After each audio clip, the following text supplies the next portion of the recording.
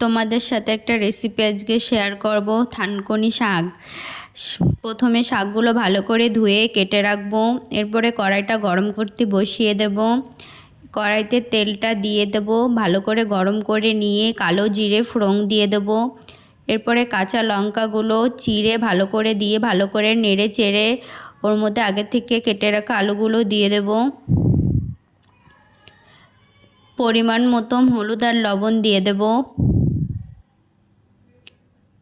দিয়ে ভালো করে ওটাকে নেড়ে চেড়ে নেব। এরপর পরিমাণ মতন জল দিয়ে দেব।